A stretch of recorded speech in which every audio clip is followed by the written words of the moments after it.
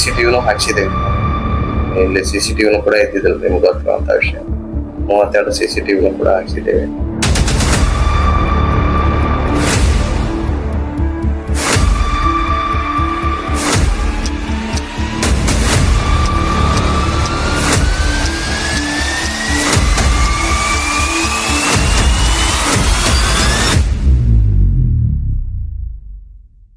ಎಲ್ಲರಿಗೂ ನಮಸ್ಕಾರ.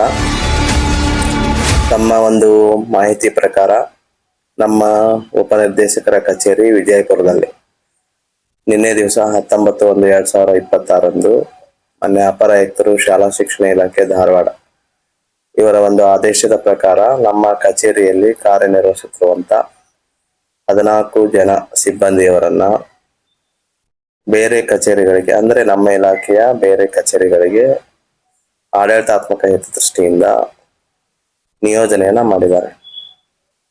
ಅನೇಕ ಸಂದರ್ಭಗಳಲ್ಲಿ ಕಚೇರಿಗೆ ಸಂಬಂಧಪಟ್ಟಂತೆ ಕಾರ್ಯಕ್ರಮಗಳ ಬಗ್ಗೆ ಅಥವಾ ಕಾರ್ಯದಲ್ಲಿ ವಿಳಂಬತೆ ಕೂಡ ಬಹಳಷ್ಟು ದೂರುಗಳು ಕೂಡ ಹಿಂದೆ ದಾಖಲಾಗಿದ್ದಾವ. ಇದರ ಜೊತೆ 3/10/2025 6/10/2025 ಮಾನ್ಯ ಆಯುಕ್ತಾಲಯದಿಂದ ನಮ್ಮ ಕಚೇರಿ ಕೂಡ ತಪಾಸಣೆಗೆ ಒಳಪಟ್ಟಿತ್ತು. ಇಂಥ ಸಂದರ್ಭದಲ್ಲಿ ಕೆಲವೊಂದಿಷ್ಟು ಕರ್ತವ್ಯದಲ್ಲಿ ವಿಳಂಬ ನೀತಿ ಬಗ್ಗೆ ಗಮನಕ್ಕೆ ಬಂದಿದ್ದರಿಂದ ಮತ್ತು ಇಲಾಖೆಯ ಕಾರ್ಯಕ್ರಮಗಳು ಮತ್ತು ಇಲಾಖೆಯ ಆಡಳಿತಾತ್ಮಕ ಕಾರ್ಯಗಳು ಬೇಗ ತ್ವರಿತವಾಗಿ ಸಂಬಂಧಪಟ್ಟವರಿಗೆ ದೊರಕುವ ಹಿನ್ನೆಲೆಯಲ್ಲಿ ಸುಗಮವಾಗಿ ಆಡಳಿತ ನಡೆಸಬೇಕನ್ನುವಂತ ಉದ್ದೇಶ ಇಟ್ಟುಕೊಂಡು ಇವತ್ತು ನಮ್ಮ ಸಿಬ್ಬಂದಿಯವರನ್ನ ಬೇರೆ ಕಚೇರಿಗಳಿಗೆ ನಿಯೋಜನೆ ಮಾಡಿದ್ದಾರೆ. 14 ಜನ. ಅವರ ಬದಲಾಗಿ 14 ಮಂದಿ ಸಿಬ್ಬಂದಿಯವರನ್ನ ನಮ್ಮ ಕಚೇರಿಗೆ ಹಾಕಿದ್ದಾರೆ. ಹೀಗಾಗಿ ಇದು ಆಡಳಿತಾತ್ಮಕ ಹಿತದೃಷ್ಟಿಯಿಂದ ಮಾಡಿದಂತ ಒಂದು ಬದಲಾವಣೆಗಳು. ಮುಂದಿನ ದಿನಗಳಲ್ಲಿ ಈ ಒಂದು ವಿಚಾರಕ್ಕೆ ಸಂಬಂಧಪಟ್ಟಂತೆ ಆಯುಕ್ತಾಲಯದಿಂದ ಮತ್ತು ಮೇಲಾಧಿಕಾರಿಗಳಿಂದ ಸೂಕ್ತವಾದಂತ ನಿರ್ದೇಶನಗಳು ಬರ್ತಾವ. ಆ ದೃಷ್ಟಿಯಿಂದ ಅದು ಮುಂದುವರಿತದ. ಈಗ ಸದ್ಯ ತಾತ್ಕಾಲಿಕವಾಗಿ ಈಗ 14 ಮಂದಿ ಸಿಬ್ಬಂದಿಯವರನ್ನ ನಿಯೋಜನೆ ಮಾಡಿದ್ದಾರೆ. ಇದು ನಮ್ಮ ಕಚೇರಿಯಲ್ಲಿ ನಿನ್ನೆ ಆದಂತ ಬದಲಾವಣೆಯ ವಿಷಯ. ಮತ್ತೇನಾದ್ರೂ ತಮಗೆ ವಿಷಯಗಳು ಬೇಕಾದ್ರೆ ಕೇಳ್ತಾರೆ. ಹೌದು, ನಿಯೋಜನೆ ಮಾಡಿದ್ದಾರೆ. ಇವರು ಸುಮಾರು ಕೆಲವು 10 ವರ್ಷ ಇರ್ಬೋದು, 5 ವರ್ಷ ಇರ್ಬೋದು, 3 ವರ್ಷ ಇರ್ಬೋದು. ಅಧಿಕೃತವಾಗಿ ಒಬ್ಬೊಬ್ಬರದ ಹೇಳಕ್ ಆಗೋದಿಲ್ಲ. ರೆಪ್ಯುಟೇಷನ್ ಪೀರಿಯಡ್ ಅಂದ್ರೆ ಅದು ಮುಂದೆ ಆಗುತ್ತೆ. ಮತ್ತೆ ಬೇರೆ ಈಗ ಸದ್ಯ ಆಡಳಿತಾತ್ಮಕವಾಗಿ ಏನು ಇಲ್ಲಿ ಕಾರ್ಯದಲ್ಲಿ ವಿಳಂಬತೆ ಆಗ್ತಾ ಇತ್ತು ಅದು ಸುಗಮವಾಗಲಿ ಅನ್ನುವಂತ ದೃಷ್ಟಿಯಿಂದ ಮಾಡಿದ್ದಾರೆ.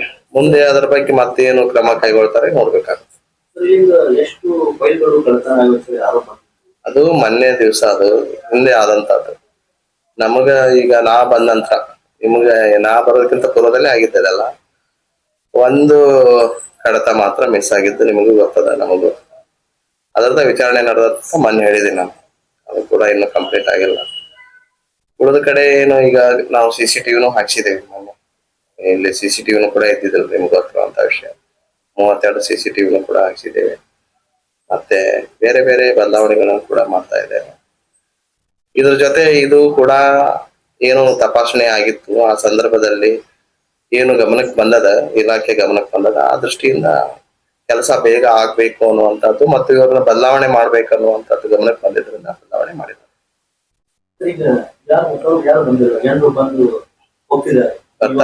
ಇವಾಗ ಅವ್ರು ನಿನ್ನೆ ರಿಲೀವ್ ಆಗಿ ಇವತ್ತು ಜಾಯ್ನ್ ಆಗ್ತಾರ. ಅವ್ರು ಇವತ್ತು ಬಿಡುಗಡೆ ಆಗಿ ಬರ್ತಾರೆ. ಅಂದ್ರೆ ನಮಗ್ ಬಂದಿದ್ ನಿನ್ನೆಲ್ಲ, ನಿನ್ನೆ ಬಂದದ ಮೇಲು. ಅದಕ್ಕೆ ಸಂಬಂಧ ಇಲ್ಲ. ನಮಗ್ ಬಂದಿದ್ ನಿನ್ನೆ ಬಂದದ. ನಿನ್ನೆ ಮಾಡಿದೇವಿ. ನಿನ್ನೆ ಕಳ್ಸಿದಾರ, ನಿನ್ನೆ ಮಾಡಿದೇವಿ. ಹಾಕಿದಾರಲ್ಲ ಅದ್ರ ಲಿಸ್ಟ್ ಆಗದ್ರಿ. ಅವ್ರು ಯಾರು ಈಗ ಅವ್ರು ಬಿಡುಗಡೆ ಆಗ್ಬೇಕಲ್ರಿ. ಇವ್ರು ಜಾಯ್ನ್ ಆಗ್ಯಾರ, ಅವ್ರು ಬಿಡುಗಡೆ. ಹೌದೌದು. ಅದು ಇನ್ನು ಈಗ ಪ್ರೊಸೆಸ್ನಾಗ ಅದ. ಅಲ್ಲ, ಅದು ಅಂದ್ರೆ ಅದು ಬೇರೆ ಪ್ರೊಸೆಸ್ ಅದ. ಅದು ಇನ್ನು ನಮಗೆ ಮೊನ್ನೆ ಆಗ್ಯದ. ಅದ್ರ ಬಗ್ಗೆ ಅನುಪಾಲನಾ ವರದಿ ಕೊಡ್ಬೇಕಾಗುತ್ತೆ. ಅದು ಮುಂದಿನ ಹಂತದಲ್ಲಿ ಆಗುತ್ತೆ. ಹೌದೌದು, ಇನ್ಸ್ಟ್ರಕ್ಷನ್ ಕೊಟ್ಟಿದ್ದಾರೆ, ಮತ್ತೀಗ ಅವರು ಲಿಖಿತವಾಗಿ ಕೊಡ್ತಾರೆ. ಅದಕ್ಕೆ ಸಂಬಂಧಪಟ್ಟಂತೆ ನಾವು ಬದಲಾವಣೆ ಮತ್ತೆ ಏನು ಇಲ್ಲಿ ಪರಿಸ್ಥಿತಿ ಐತಿ ವರದಿ ಕೊಡ್ಬೇಕಾಗತ್ತೆ.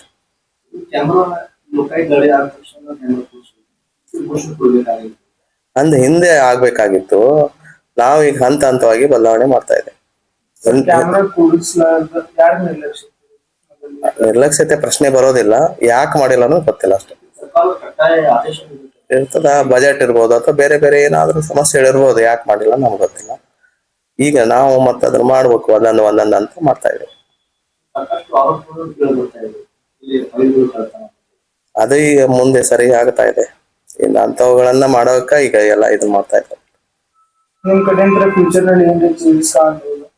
ಬದಲಾವಣೆಗಳನ್ನ ನೀವೇ ಹೇಳ್ಬೇಕು ನಮಗೆ. ನಾವು ಎಷ್ಟು ಸಾಧ್ಯ ಐತಿ ಈಗ ಮಾಡ್ತಾ ಇದ್ದೇವೆ. ನೀವು ಸಲಹೆ ಕೊಡಿ, ಏನಾದ್ರು ಇದ್ರೆ ಮಾಡ್ತಾ ಇದ್ದೇವೆ. ಈಗ ಸದ್ಯ ನಮ್ಗೇನು ನಿರ್ದೇಶನಗಳು ಬರ್ತಾ ಇದಾವ, ಕಚೇರಿಯೊಳಗೆ ಕೆಲಸ ವಿಳಂಬ ಆಗಬಾರ್ದು ಅಷ್ಟೇ.